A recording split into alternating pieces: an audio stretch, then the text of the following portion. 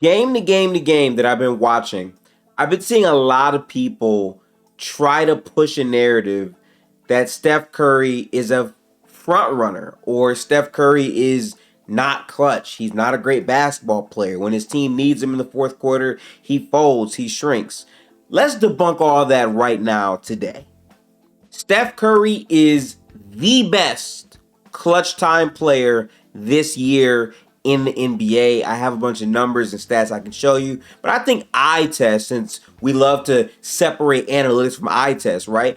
I think the eye test from these clips I show you should be able to back that up with actual evidence after the fact. Let's get to it. That's the screen.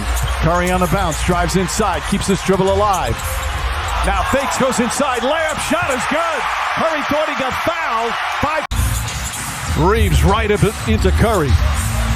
Now Davis, 5 to shoot. Curry, three-pointers up. Bang! Steph Curry does it again. Curry comes free. Curry, wide open three. Bang! Bang! Curry from downtown. Warriors up one, timeout. Curry gets it back, turns a corner. Over a Kongwu. Good again, and a three-pointer. He's got 50. game clock, shot clock. That's the difference. 7 to shoot. Steph splits the double team. Curry on a runner. Good! But Gifted, wait, he lost those games. That's not a real game winner. Show me where he actually won the... Gets the ball, puts up a three-pointer. Hey! Let's go! Let's go! Oh my God! Let's go! Let's go! As you can see, Steph just hit a game winner with 0.7 seconds remaining on the shot clock.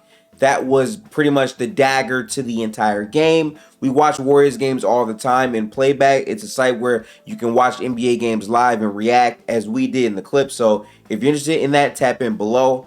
But getting back to the video, the point is clutch.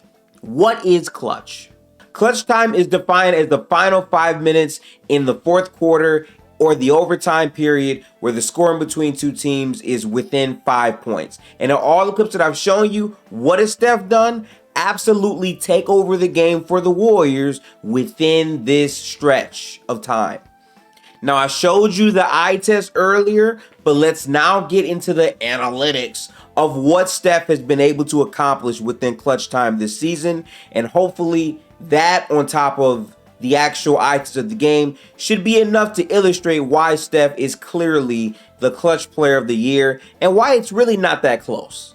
Steph Curry is leading the entire NBA in clutch time points at 157. Just to illustrate how big that number is, if you took LeBron James and Kevin Durant, two superstar players that have been in the league and have had their own battles with Steph, both of those players combined still do not have more clutch time points than Steph and Curry. If you took free throws away from Steph, which has one of the worst whistles of any superstar in the league, but if you take the free throws away from Steph, he is still #1 in the NBA. That's how far of a gap it is between Steph Curry and the rest of the league when it comes down to scoring baskets in the fourth quarter or overtime periods.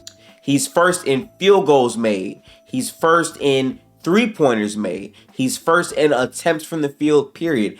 Anything that you're looking at in terms of shot frequency in the fourth quarter, he leads in all of these facets. And not to mention the efficiency is absolutely ridiculous. He's shooting 51% from the field, 48% from three, and a blistering 97% from the free throw line. He's only missed one free throw, 32 for 33, from the last time that I had checked the data on Steph in clutch time.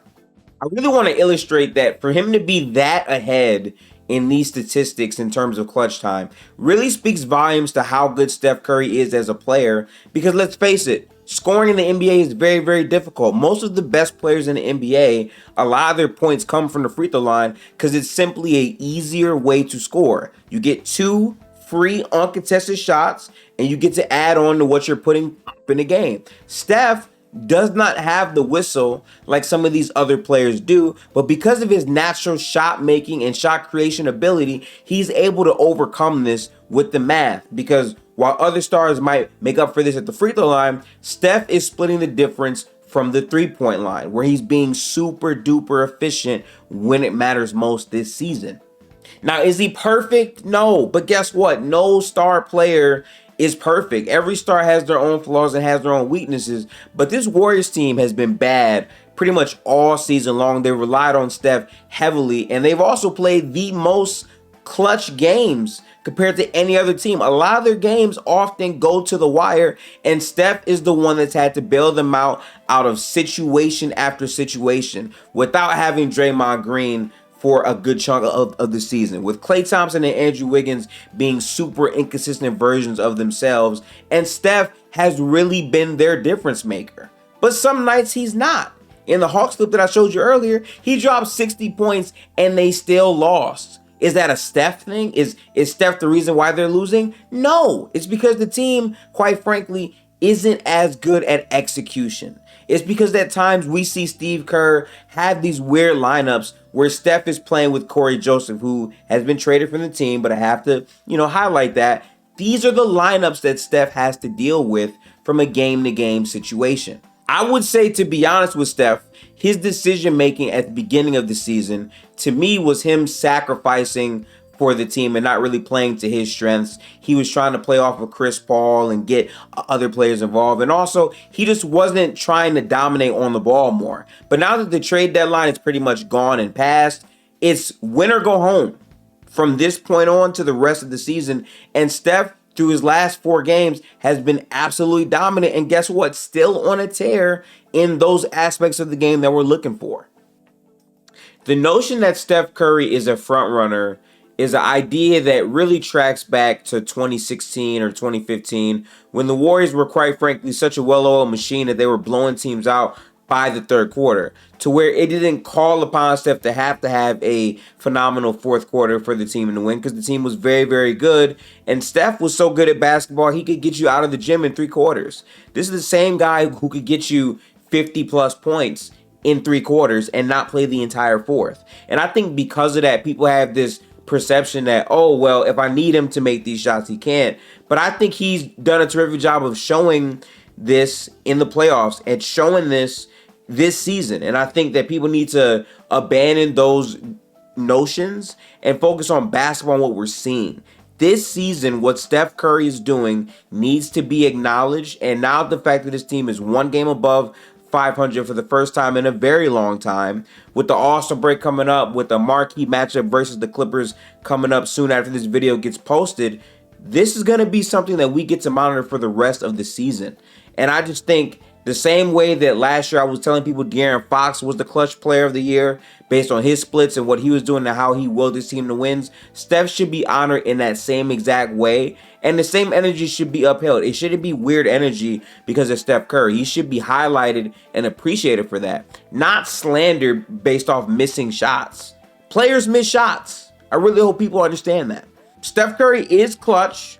He does perform when his team needs him to. Everyone has bad games. And more importantly, watch basketball. The problem with a lot of people is they don't watch basketball. They get tweets off for engagement. They say things they don't really believe, and they're not even watching the sport. Watch basketball. And I know a great place for you to watch basketball, which again, as I said earlier, playback, right? Me and my co-host, we watch every single Warriors games. We have a bunch of live and funny moments during the games as well. So if you want to tap in there. You can actually watch NBA games for free, potentially, if you pull up to the playback, and I'll be able to get you guys some things going there. We're building up a nice community over there, so make sure to tap in. I'm going to be posting those more and more in these videos so you guys get accustomed to seeing playback more and more. I also will be streaming my own games where I'm just hosting by myself. I might have some friends up there and whatnot. For the playoffs, we're going to be lit. We're going to be in there a lot. So if you're new, tap into playback, bro. And also, appreciate y'all's support. I've been going through things, but now those things are behind me. We're warming up. We're in video mode. We're in content mode. So I got a lot of things coming up, a lot of deep dives I want to get off of my chest with this NBA stuff. So make sure to tune in. Also, the Gift Loops podcast is back. Make sure to like that, subscribe on that, and let me know ways that I can improve my content or things that you like or don't like. You know, all that stuff is fine and dandy. But I got to go watch some basketball. So I'm going to catch you guys. Have a good one. And I'll see y'all in the next video, which should be the Gift Hoops podcast. Make sure to tap in there. Have a good one, folks. Peace.